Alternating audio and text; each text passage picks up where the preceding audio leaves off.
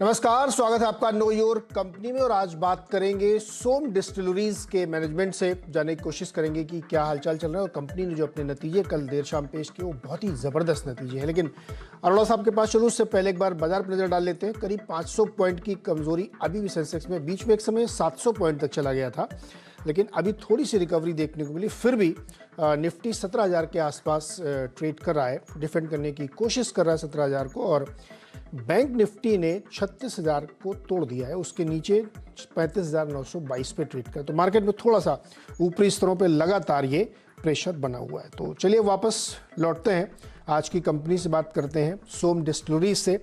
Company ने जो अपने नतीजे पेश किए वो बहुत दिनों बाद एक टर्नराउंड से यहाँ पे देखने को मिला है।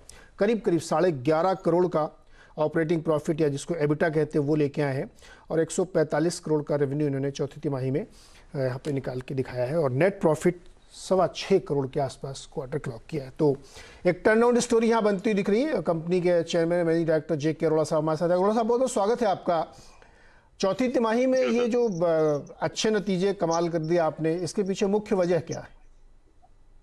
इसकी वजह सर कोई मैं तो क्रेडिट नहीं ले सकता हूँ इसका, क्योंकि इसमें प्राइमरीली तो ये बात इतनी सी है कि जो सबसे ज्यादा इफेक्टेड जो इंडस्ट्री थी कोविड में, वो जैसे टूरिज्म थी और हमारी लिकर इंडस्ट्री थी। जो कंट्री में 50% मार्केट शेयर होल्ड करते हैं, जैसे कंपनी लाइक यूबी, उनका भी आपने देखा बैलेंस शीट का बुरा हाल हो गया था, क्योंकि आउटलेट ही बंद थे करके अपना सारा जो है। तो अब ये चूंकि आउटलेट पहले 2 साल में पहली बार खुले हैं, हम लोगों का जो बिजनेस होता है वो अप्रैल मार्च से लेके जून तक करीब 45% हम पूरे साल की सेल कर लेते हैं करके अपना। तो ये आप देखेंगे पिछले 2 सालों में जो कोविड था वो मार्च में शुरू हुआ और अप्रैल मई में, तो ये जो सीजन खराब हो गया था करके, तो हमारी 50% सेल तो एक वन स्ट्रोक में चली गई थी पिछले दिन। तो जो एक नॉर्मल बिजनेस तो था ही नहीं, ये फर्स्ट ईयर कोविड के बाद हमको नॉर्मल मिला है सीजन का। तो इसमें जो है चूंकि ब्रांड की एक्सेप्टेबिलिटी है हमारी, तो इसीलिए एकदम बहुत अच्छे रिजल्ट्स हैं। और वी होप अगर कोई फिर तमाशा नहीं हुआ इसका अपना कोविड का, तो आगे फ्यूचर फिलहाल तो अच्छा ही दिख रहा है। फ्यूचर अच्छा दिख रहा है। अच्छा, चूंकि 2 इलाके जहाँ पे आप डोमिनेंट है, एक एमपी है और दूसरा कर्नाटक में भी आपकी काफ़ी एक्सेप्टेंस है। वॉल्यूम के टर्म्स में बताइए कि क्या हालचाल रहे। और मध्य प्रदेश में आप कह रहे हैं कि काफ़ी एक्सपेंड हुए आउटलेट्स, तो वो क्या है, उसको भी जरा समझाइए। देखिए, हमारा 3 जगह मैन्युफैक्चरिंग यूनिट है, एक मध्य प्रदेश, एक कर्नाटका, एक उड़ीसा। और तीनों जगह इस पोजीशन ये है कि हमारा 100% कैपेसिटी यूटिलाइजेशन है इस समय। इस समय जो है उड़ीसा में जहां हम अभी तक लॉस कर रहे थे, क्योंकि अभी नई यूनिट थी वहां पे, तो 2 साल पर इस साल वो यूनिट भी बहुत अच्छा कर रही है, 100% उसका यूटिलाइजेशन हो गया है। इसी तरीके से कर्नाटका में जो हमारा मार्केट शेयर था वो करीब 3-3.5% था, जो इस साल बढ़ करके करीब 12% हो गया है करके। कर्नाटका जो कि यूबी का होम मार्केट है और सारे बियर कंपनीज का हेडक्वार्टर बेंगलोर में ही है, तो उस लिहाज से सबसे इम्पोर्टेंट मार्केट पूरे कंट्री में कर्नाटका ही है, जो प्रॉफिटेबिलिटी पॉइंट ऑफ व्यू से और वॉल्यूम पॉइंट ऑफ व्यू से। तो वहां हमारा 3.5% से 12% शेयर होना, और अभी हम उम्मीद करते हैं कि इस साल के एंड तक हम लोग करीब 15% को क्रॉस करेंगे यहाँ पर, जो अभी ट्रेंड है हमारा करके। तो ये हमारे लिए एक ऐसी मार्केट जहाँ पे कि सारे कॉम्पिटिटर्स मल्टीनेशनल सारे मौजूद है, ऐसी जगह पर हमारे को इतना अचीवमेंट आना, ये एक सेटिस्फैक्टरी पोजीशन है कंपनी के लिए। सिमिलरली उड़ीसा जो है is doing pretty well, 100% utilization है, और अब इस साल हम लोग वहाँ कैपेसिटी एक्सपेंड करने का सोच रहे हैं।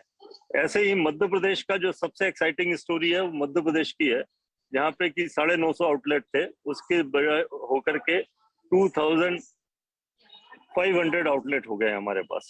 तो जो है करीब सीधी जो है हमारे पास 150% आउटलेट हमारे पास एक्स्ट्रा हो गए हैं करके। तो ये एक बहुत पिछले चूंकि 20 साल से कोई आउटलेट का कोई इंक्रीज नहीं हुआ था, पहली बार मध्य प्रदेश सरकार ने 20 सालों में आउटलेट बढ़ाए हैं करके। आप सोचिए कितना सिविलाइजेशन बढ़ गया है, और अगर उसके बीच में कोई आउटलेट नहीं बढ़ा था तो अब एकदम इतने बड़े हैं, तो ये हमारे लिए एक विंडफॉल जैसी सिचुएशन है।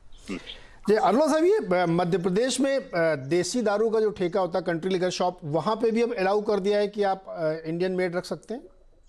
हाँ जी हाँ, सबसे बड़ा पॉलिसी में फर्क यही आया है। हम्म। From government point of view से वो ये कहते हैं कि हमने कोई एक्स्ट्रा आउटलेट नहीं दिया है, but we as a manufacturer gets an extra outlet, कि हमारे को जो जहाँ पहले सिर्फ कंट्री लिकर बिकती थी, अब वहां पर इंडियन मेड फॉरेन लिकर, मतलब जो इंडिया इंडिजिनस मैन्युफैक्चरर हैं वो, और बियर, ये वहां पर बेच सकते हैं।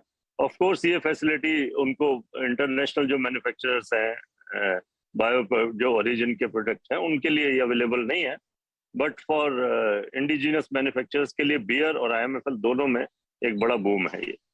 इंपोर्टेड नहीं रख सकते, इंडिया में बनी हुई रख सकते हैं।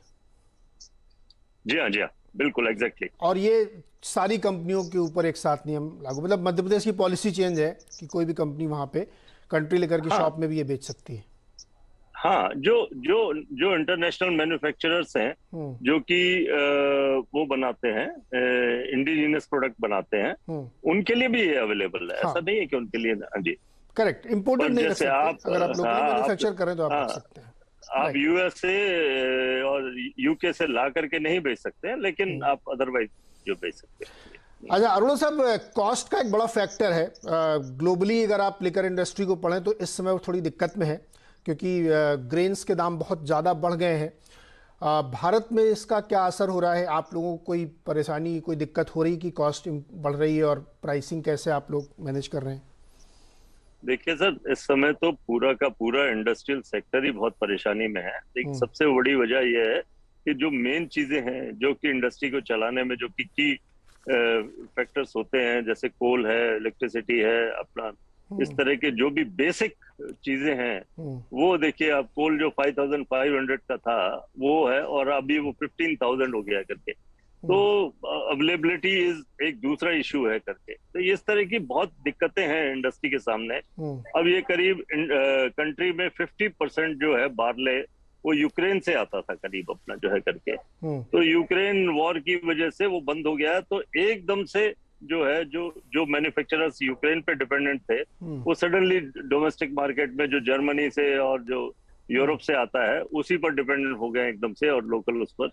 तो एकदम से शूट कर गया है ये करके, करीब 65% बार्ले की कॉस्ट बढ़ गई है करके, अब बार्ले माल्ट की। अरुण साहब ये बताइए कि जो अलग अलग राज्यों ने अपना एक फार्मूला बना रखा है प्राइसिंग का, जैसे यूपी ने आप मतलब इंडस्ट्री प्लस गवर्नमेंट मिल के तय करते हैं, दिल्ली ने भी शायद वो मॉडल अब चेंज करके वो ले लिया है।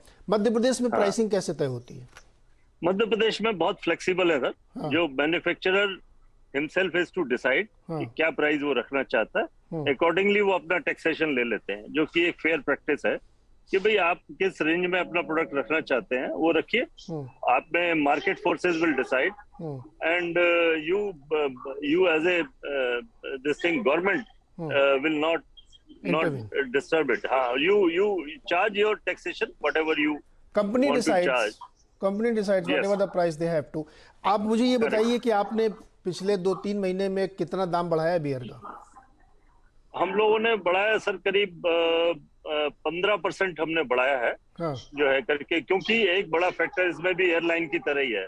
हाँ। कि अगर आपने बहुत रेट बढ़ाए तो एकदम से वॉल्यूम गिर जाता है करके अपना जो है, ये एक बड़ा वो है। महंगाई का असर होता है क्या लिकर में? मतलब मुझे तो मतलब मैं पूछ रहा हूँ फर्स्ट हैंड एक्सपीरियंस। देखिए बात सिंपल सी है कि जो हमको ये नहीं भूलना चाहिए कि इंडिया एक बड़ी जो है प्राइस कॉन्शियस मार्केट है। यहाँ पर आदमी 1 करोड़ की कार खरीदता है, उसके बाद भी शोरूम में खड़े होकर उसका एवरेज पूछ लेता है कितना देंगे आप बताइए।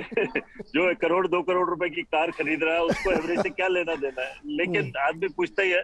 इसीलिए बड़ा प्राइस कॉन्शियस मार्केट है। अगर आप प्राइस ज्यादा बढ़ाते हैं तो आपका वॉल्यूम गिर जाता है। ये जो 15% आपने हाइक ले ली है, इसमें पूरी आपकी इन्फ्लेशनरी कॉस्ट कवर हो गई, या अभी लगता है कि और बढ़ाना पड़ेगा?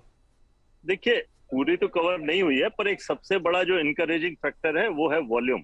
हाँ। आपका जो है, जो आपकी सेल इतनी ज्यादा मिल रही है इस समय, हाँ। कि वो जो है वो कुछ देखिए, जब आप कम वॉल्यूम पे ऑपरेट करते हैं तो आपके जो ओवरहेड्स बड़ा इफेक्ट करते हैं आपको। जो आपकी जो होती है, आपकी फाइनेंस कॉस्ट है, आपकी जो मैन पावर कॉस्ट है, आपकी वो सारी फिक्स्ड कॉस्ट है। तो फिक्स्ड कॉस्ट में आप कवर नहीं कर पाते हैं। लेकिन जब वॉल्यूम ज्यादा होता है तो पार्टली उधर से कवर होता है और पार्टली आप कॉस्ट बढ़ाते हैं। तो इस तरीके से, बट ये बात बड़ी सही है कि चूंकि फर्स्ट टाइम कोविड के बाद ये मार्केट खुली है, तो सारी बियर कंपनीज के जो है रिजल्ट इस साल आपको बहुत अच्छे देखने को मिलेंगे। स्पेशली हमारा जो अभी हमारा प्रॉफिट बिफोर टैक्स है, वो अभी इस क्वार्टर का आप देखिए, it is up by more than 1000% जी जो जी, है जी। Profit after tax is plus by 75%, हाँ, टर्नओवर नहीं, इज अप बाय 34%। तो ये एक इनकरेजिंग है। अच्छा हमारा अरुण साहब, थोड़ा एक अच्छा लास्ट क्वेश्चन, प्रमोटर बाइंग भी चल रही है स्टॉक में? देखिए, हमारे को सेबी का रिस्ट्रिक्शन था जो अभी हमारे को मिला, हाँ तो हमारे को 5% पर ईयर का बढ़ाने की वो हुई है। तो हाँ। हमने उसको अपॉर्चुनिटी को अभी ओपन ऑफर की जगह हम लेकर के हमने कैश किया, हमने बढ़ाया। हम जो है 23% पे, उस पे करीब अब 28% पर आ गए हैं। और अभी जो 5% का हमारे को अभी ये जो कोई आज रिजल्ट डिक्लेयर किए हैं कल हमने, तो now we have an opportunity, this we will soon will buy another 5% okay, to make it to 33%। Perfect. Arun साहब, लग रहा है आप ऑफिस से बाहर हैं कहीं? सर, कोई देखिए सर, बिजनेस कंपोजिशन है। आप हाँ। सोचेंगे नहीं कोई मैनेजिंग डायरेक्टर जो है जी जी एयरपोर्ट जी पे जी। बैठकर इंटरव्यू दे रहा है आपको जो है नहीं नहीं, अरे सर, मुंबई। बिजनेस के लिए तो कुछ भी करना चाहिए। और बहुत बहुत शुक्रिया और बहुत शुभकामनाएं आपको कि टर्न अराउंड हो गई कंपनी और आगे ऐसे ही बढ़िया बिजनेस आपका चलता रहे। तो ये थे जेके अरोड़ा जी, जो सोम डिस्टिलरीज के सीएमडी हैं। कंपनी ने बेहतर प्रदर्शन दिखाया, चर्चा हो रही थी इसमें, और स्टॉक में एक बेहतरीन प्रदर्शन, आज भी करीब 4-5% ऊपर है, 67 रुपये पर ट्रेड कर रहा है। छोटा सा ब्रेक से लौट के कुछ बाजार की बात है।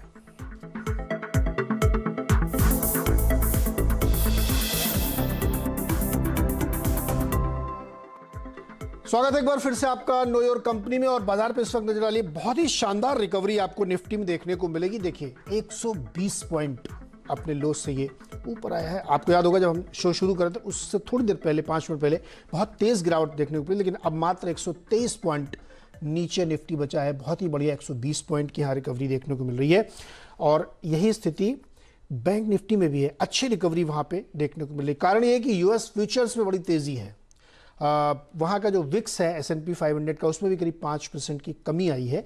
तो शायद उसी वजह से मार्केट यहाँ अपने आप को रिकवर करने की कोशिश करता है। लेकिन अभी भी 1.5 घंटे करीब बाकी है, तो उसमें स्ट्रेटजी बनाएंगे वीरेंद्र और हर्षदा, और बहुत सारे ट्रेडिंग आइडियाज़ भी आपके साथ शेयर किए जाएंगे। छोटा सा ब्रेक के बाद कमाई का अड्डा।